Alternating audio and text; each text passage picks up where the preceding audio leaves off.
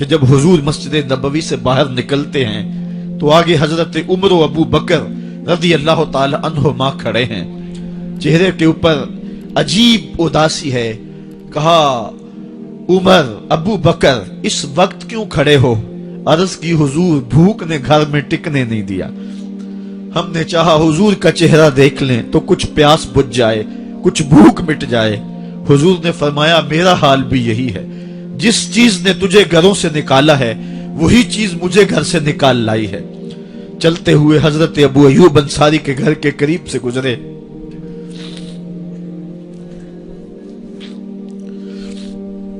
حضور کی خوشبو پا کے وہ باہر آ گئے۔ عرض کی بندہ نواز آج میرے مہمان نہیں بنتے؟ حضور نے کہا تمہاری مرضی۔ گھر لے گئے، چٹائی بچھائی، حضور کو بٹھایا، گھر والوں کو بکری کا بچہ ذبح کر کے دیا، کہا جلدی جلدی کھانا تیار کرو، میرے آقا کو بھوک لگی ہوگی۔ یہ کہہ کے واپس آئے، حضور کے پاس بیٹھے، نظر چہرے پہ پڑی تو گھبرا گئے۔ نکاحت کے آثار اتنے واضح تھے کہ سمجھ آ رہی تھی کتنے دنوں سے حضور نے کچھ نہیں کھایا۔ اٹھ کے باغ میں چلے گئے، کھجوروں کا خوشہ توڑا، حضور کے سامنے رکھا، کہا بندہ نواز جب تک کھانا تیار نہیں ہوتا یہ کھجوریں تناول فرمائیں۔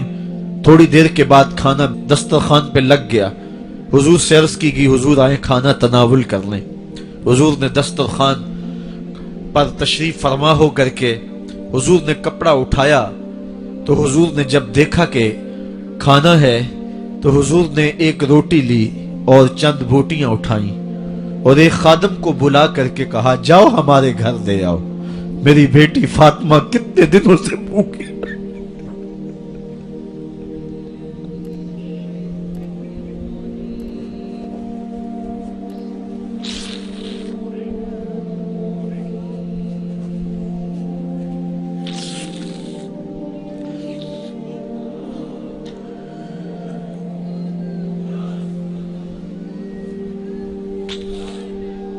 کہا جاؤ ہمارے گھر دے آؤ، میری فاطمہ کتنے دنوں سے بھوکی بیٹھی ہوئی ہے۔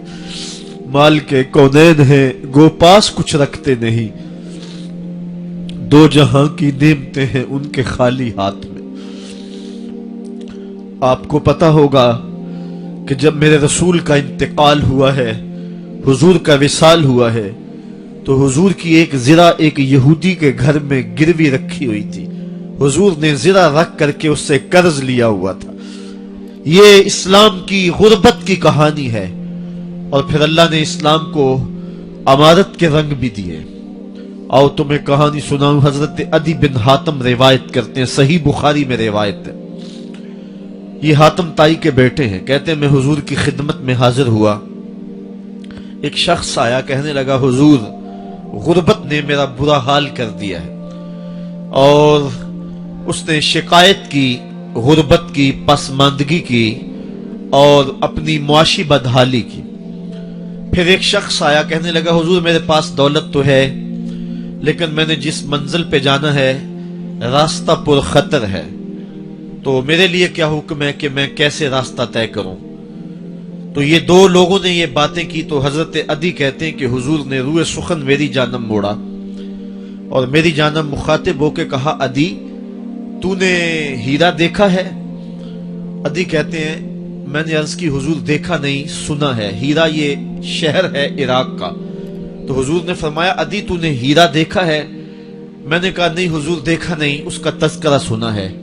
فرمایا عدی اگر اللہ تجھے زندگی کی مہلت دے تو ہیرا سے ایک خاتون چلے گی، تو اپنی آنکھوں سے دیکھے گا اور مکے تک پہنچے گی اور اللہ کے گھر کعبہ کا طواف کرے گی، اور اس کو ہیرا سے لے کر کے مکے تک اللہ کے علاوہ کسی کا ڈر نہیں ہوگا۔ کہتے ہیں کہ میں نے دل میں کہا کہ پھر بنو طے کے ڈاکو مر گئے ہوں گے جنہوں نے عرب کے اوپر روب ڈال رکھا ہے، تو وہ تو پھر ختم ہو گئے ہوں گے۔ کہتے ہیں میں ابھی سوچ ہی رہا تھا کہ حضور نے مزید میری حیرت میں اضافہ کرتے ہوئے کہا عدی اگر تجھے اللہ نے زندگی کی مہلت دی تو تو دیکھے گا کہ کسرا کے خزانے تیری جھولی میں ہوں گے۔ تو اس دور کی سپر طاقت تھی۔ میں نے کہا حضور کسرا بن ہرمز हुजूर ने फरमाया हाँ किसरा बिन हुरमज। कहते हैं कि हुजूर ने फिर फरमाया दी अगर तू जिंदगी पाई तो तू वो दिन भी देखेगा कि एक शख्स ज़कात की रकम लेकर के, ज़कात की चांदी लेकर के, ज़कात का सोना लेकर के निकलेगा और उसको कोई ज़कात का मुस्तहिक ही नहीं मिलेगा। हजरत अदी बिन हातिम कहते हैं कि फिर मैंने वो मंजर अपनी आंखों से देखा कि हीरा से एक खातून चली और मक्के तक पहुंची और अमन ऐसा था कि उसको अल्लाह के अलावा किसी का डर नहीं था। फिर वो लम्हे भी मैंने देखे कि किसरा बिन हुरमज के खजाने मस्जिद नबवी के बाहर पड़े हुए हैं।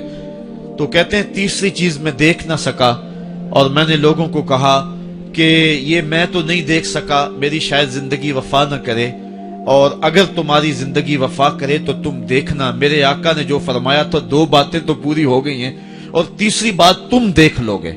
हजरत यहया बिन सईद फरमाते हैं कि हजरत उमर बिन अब्दुल अजीज का जमाना था और उन्होंने मुझे अफ्रीका की जानब ज़कात वसूल करने के लिए भेजा। मैं वहां से ज़कात वसूल की और फिर मैं ज़कात लेने वाले मुस्तहकीन को ढूंढने लगा। तो कहते मुझे कोई मुस्तहिक ना मिला। फिर मैं गुलाम पकड़ता और उसके पैसे दे के उसको आजाद करवाता चला जाता। हजरत उमर बिन अब्दुल अजीज का जमाना है कि गवर्नर है इराक का।